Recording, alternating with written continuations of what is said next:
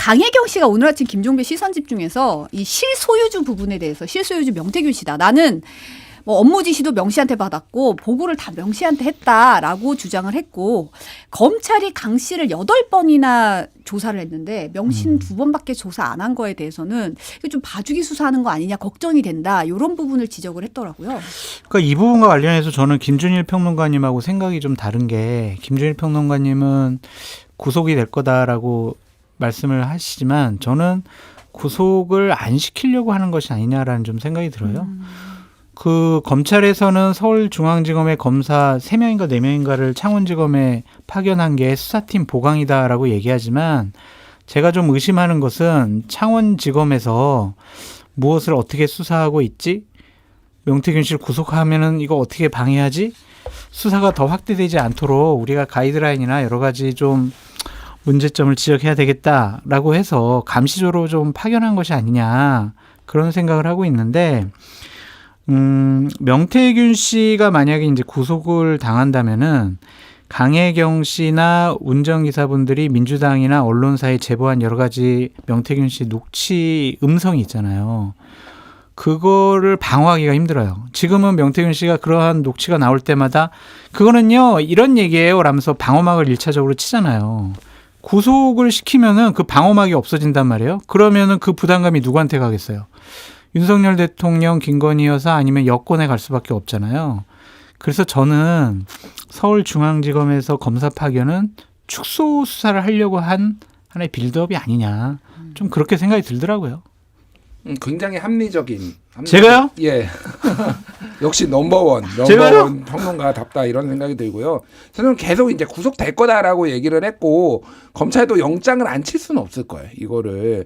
근데 영장이 기각될 수도 있겠다. 기각될 수도요? 예, 기각될 수도 있겠다. 영장이 기각되는 스킬은 뭐 굉장히 다양하거든요. 그러니까 부실하게 한다든지 뭐 이게 다 어쨌든 판사는 올라온 거를 보고 자기가 언론 보도가 아무리 많아도 검사가 이를테면 청구한 그러니까 압수수색 영장이든 뭐 구속 영장이 청구한 거를 거기에 토대를 해야 되는데 그거를 기술적으로 좀 부실하게 할 수도 있겠다라는 건데 두 가지가 같이 있는 것 같아요. 그 관점이. 그러니까 하나는 말씀하셨다시피 명태균이를 풀어놓고 계속 노이즈를 일으키는 것도 있고 또 하나는 어쨌든 이게 그래도 명태균을 못 믿으면 구속을 시켜놓고 그러니까 정제된 방식으로 변호사나 이쪽을 통해서 메시지가 또 안 계속 매일 접견할 테니까 매일 또 메시지가 또 반박이 또 바로 나올 수가 있거든요. 그러니까 그런 식으로 일단 너 좀 들어가 있어. 약간 이런 식으로 해가지고 조금 조율할 수도 있겠다. 두 가지 가능성은 존재하는데 저는 어쨌든 구속 가능성을 더 높게 보고 누가 넘버원인지 한번 가려.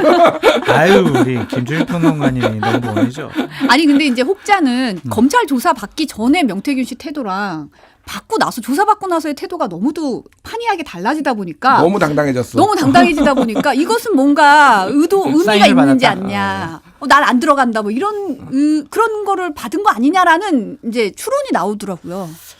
제가 이제 참 이거 얘기하기가 부끄러운 건데 되게 대단한 이제 권력자를 이제 국회에서 모셨는데 검찰에 가서 한번 조사를 받은 적이 있어요. 네. 그래서 뒤에서 배석을 했었는데 검찰 이거 당신 잘못했지 막 하면서 이렇게 공격적으로 질문하는 것이 아니라 이거는 이렇게 하신 거로 저희가 이해하면 되는 거죠. 이건 이럴 의도가 전혀 없으신 거죠. 네. 이렇게 조서를 꾸미면 이걸 어떻게 구속시키냐고. 그러니까 그러한 방식으로 명태균 씨에 대해서도 검찰 조사가 진행되지 않았을까. 왜냐하면 지금은 명태균 씨랑 김건희 여사랑 윤석열 대통령이랑 한편이라고 볼 수밖에 없는 정황적인 증거들이 많이 나오고 있잖아요. 그런데 구속을 시킨다?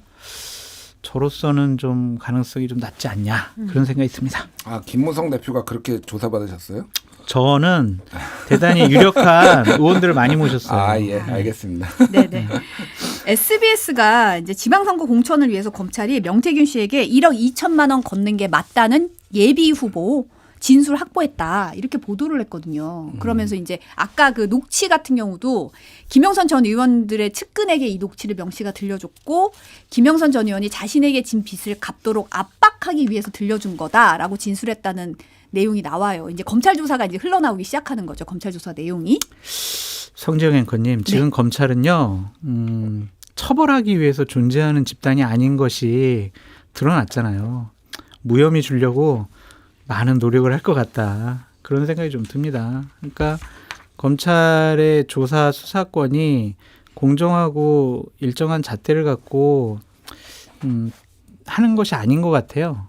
그러니까 좀 봐주려고 하는 분들에게는 대단히 무딘 칼라를 들이대고 있기 때문에 이 명태균 씨와 관련해서도 곧 뭐 구속영장 청구하겠다라고 하지만 영장 내용도 부실할 것 같고 청구하지 않을 가능성도 높아 보이고 좀 그런 생각이 들어서 걱정입니다. 그러니까 저는 이제 뭐 전 다 이제 의혹이 어느 정도 정황 증거가 있다라고 보지만은 예를 들면 창원 산단에 개입한 것도 언론 보도 따르면 너무 정확해서 사실은 그리고 뭐 공무원들 증언도까지 다 나왔고 그리고 김건희 여사 뭐 그 공천 개입도 이것도 마찬가지인데 특히 이거는 이 돈 받은 거는 빼박이에요, 빼박. 그러니까 왜냐하면은 그렇죠. 이게 처음에 시작된 게 이거를 김영선 의원이 개인 돈을 준 게 아니라 본인이 받은 세비를 회계 처리를 해가지고 줬는데 회계 처리가 지금 이게 왜 여기한테 가 그래가지고 걸린 거잖아요. 그렇죠.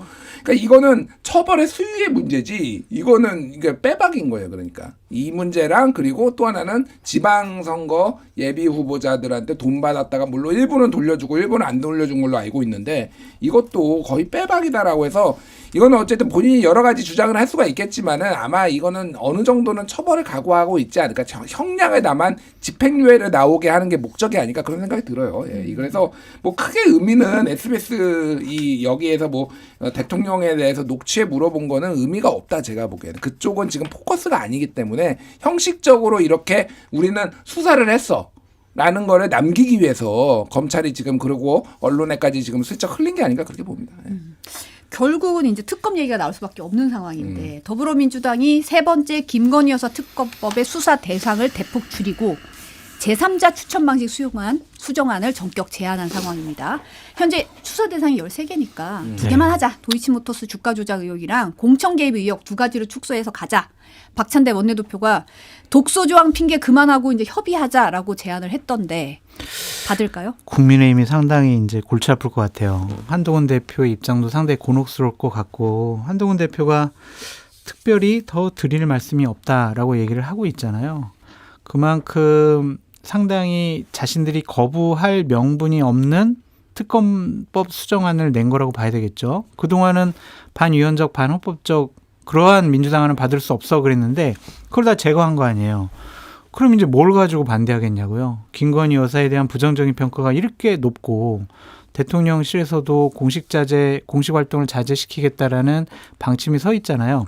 누구나 다 김건희 여사 문제점이 있다고 생각하는데 이제 마지막 남은 거는 뭐냐면 왜 제대로 조사 수사를 안 받았어? 이게 맞아? 이게 이제 검찰이 할 일이야? 이게 공정과 상식을 내세운 윤석열 정권이 할 일이야? 이 부분에 대한 방어막을 쳐야 되는데 치기가 어려울 것 같아요. 그래서 국민의힘 의원들도 다수가 잘됐다. 차라리 이번 기회에 김건희 여사 리스크를 정리하고 가야 되겠다. 그런 생각을 할 거기 때문에 저는 통과될 가능성이 좀 더 높지 않을까라고 조심스럽게 전망해 봅니다. 오늘 생각이 많이 다르네요. 뭐 통과 안 될 것 같아요. 저는 뭐 워낙 이게 아직 시간이 많이 남아 있으니까 모르겠지만 특히 이제 첫 번째는 당연히 기명으로 할 때는 안 되고 이제 익명으로 했을 때 이게 거부권 행사 뒤 익명을 했을 때 이제 뒤집힐 수도 있다라고 보시는 건데 지금 당장 국회의원들이 이거를 통과시켜야 될 절박함이 없어요. 절박함이 없다. 예. 선거가 없잖아요. 그러니까 당장 뭐 선거가 없죠. 지방선 제일 가까운 지방 내년 4월 보궐선거는 뭐 판이 안 클 것 같고 지방선거가 1년 반이 남았습니다. 그러니까 사실 물론 이제 1년 반이 길다면 길고 짧다면 짧은 거지만은 지금 상황은 그렇게 유인이 없어 보이는 것도 있고 한동훈 대표는 이거를 못 받아요. 한동훈 대표는 안 받을 거고 못 받을 겁니다. 배신자 프레임, 그러니까 특검은 안 된다. 그러니까 아직도 특감 얘기하고 있잖아요. 지금 목요일 날 지금 의총 열어서 특감 얘기하고 있는데 그거 누가 관심 있습니까? 자기들끼리 지금 싸우고 있는 건데. 그러니까 아무런 관심 없는 거지 얘기를 해서 어떻게 모면해 보려고 하는 게 윤석열 한동훈이 비슷한 점도 있고 다른 점도 있지만은 어쨌든 술 안 마시는 윤석열이다라는 한동훈 대표의 어떤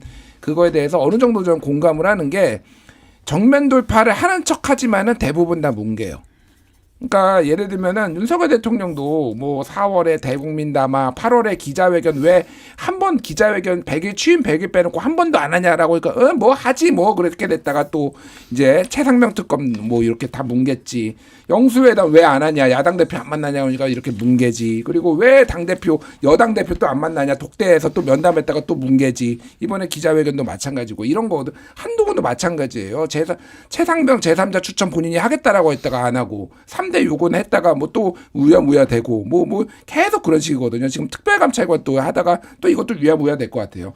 그리고 특검을 안 하겠다고. 그래서 뭉개는데 굉장히 익숙하다 사실은. 두 사람이 약간 검찰 수사를 하면서 그런 부분에 상당히 이제 닮은 게 아닌가 그런 생각이 들고요. 그래서 안 받을 거다 저는 그런 생각이 들고 결국은 약간 친한도 아니고 중립적인 의원들 중에 조금 이탈표가 나오지 않을까 저는 그렇게 봐요. 그러니까 친한 20명 뭐 이렇게 있잖아요. 근데 한동훈이 안 움직이면은 친한계에서는 안 움직일 거거든요. 그러니까 공개적으로. 그러니까 결국은 중립적으로 있는 의원들 뭐 이런 분은 한 50명 된다고 하잖아요. 이탈표는 거기서 나오겠다. 뭐 친윤계 김재원 최고위원이 특감 부분에 있어서 상호 협조하에 처리해야 된다, 원만하게 합의해야 된다라고 상당히 이제 김재원 최고의 그동안 입장과는 다른 얘기를 하셨는데 제가 국민의힘 쪽에 좀 조언 드리고 싶은 게 뭐냐면 11월 17일 날 김재원 리스크를 좀 관리하셔라. 11월 17일이요? 네. 그거를 좀 국민의힘 지도부에 좀 말씀드리고 싶어요. 왜냐하면 김재원 최고위원이 11월 17일 날 미국 애틀란타에 한인회 초청으로 가서 강연을 해요. 근데 2023년 3월 27일 날 미국에서 강연하시면서 여러 가지 우파는 정광훈 목사가 완전히 천하통일했습니다 라고 하면서 여러 가지 논란, 그리고 그 이전에 강연 가셔가지고 5.18 정신 헌법 전문 수록 반대 이거 얘기하셨잖아요. 김재원 최고가 또 거기 가서 업이 돼가지고 무슨 또 막말을 할지 걱정이 되니까 좀 이 방송을 듣는 국민의힘 지도부에서는 김재원 최고위원 관리를 좀 하셔라. 어찌 보면 김건희 여사 리스크보다 김재원 최고위원의 리스크가 더 클 수도 있다.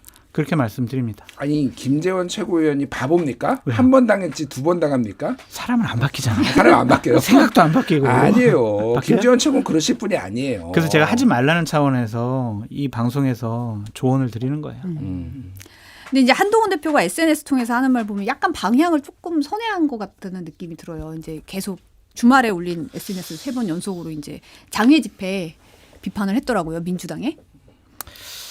그렇죠. 지금 국민의힘으로서는 이제 김혜경 여사 그리고 이재명 당대표의 15일, 25일 그 재판 아주 그냥 귀추가 주목되고 우리가 기대를 많이 하고 있어요. 보수파 진영에선. 다음번에 2027년 대선에 출마할 수 없을 정도의 피선거권이 완벽하게 제한이 되는 그러한 결과가 나오기를 상당히 바라고 있는 분들이 많이 있거든요. 그래서 그 부분에 대해서 보수파 진영을 단합시키기 위해서는 이재명이라는 단어를 앞으로 계속 꺼낼 가능성이 있어요. 그러니까 반 윤석열, 반 한동훈 뭐 이런 분들도 이재명 대표 얘기하면은 다 하나로 합쳐지거든요. 그래서 당분간은 어쩜 김건희 여사나 특감이나 이런 문제를 공식적으로 얘기하는 것보다는 이재명 당대표를 주어로 한 발언을 메시지를 더 많이 할 것 같다. 그런 생각이 듭니다. 그러니까 대통령이 어찌됐든 사과하겠다 뭐 이거잖아요. 어찌됐든 사과하겠다. 한동훈의 입장은 어찌됐든 사과했잖아. 뭐 이거예요. 그러니까 더 여기서 확전하기를 대통령 광고 확전하기를 원하지 않는 것 같아요. 보니까 여기에서 어쨌든 보수층의 기류도 좀 있어요. 그런 기류가 뭐 사과했으면 그러니까 명분만 주면은 내가 돌아가려고 하는 그 보수층의 심리가 일부 있거든요. 그래서 대통령 저는 지지율도 추가적으로 많이 하락하지는 않을 것 같아요. 그러니까 당분간. 왜냐하면은 예전에도 뭐 하면은요 항상 계단식으로 떨어졌거든요. 이런 이벤트 한번 하면은 1, 2주 약발이 갑니다. 네. 대충 가다가 또 이렇게 뭐 터져서 또 떨어지고 그래서 저는 갤럽도 다음 주에 17%보다 오를 수도 있고 아니면 비슷할 수도 있고 뭐 요렇게 봐요. 근데 그런 기류를 하나 보는 거 하나. 또 하나는 어쨌든 정무적으로 보면은 이번 주는 이재명 비판이 맞아요. 그러니까 예, 이번 주는 어쨌든 지금 다 14일 날 목요일 날 강혜경 그리고 15일 날 이재명 선고가 있으니까 화력을 집중해야 된다. 그래야지 또 지지층에 좀 환호도 받고 그러니까 정무적으로 그냥 그렇게 좀 딱 각이 쓴 거 아닌가 그래 보여집니다.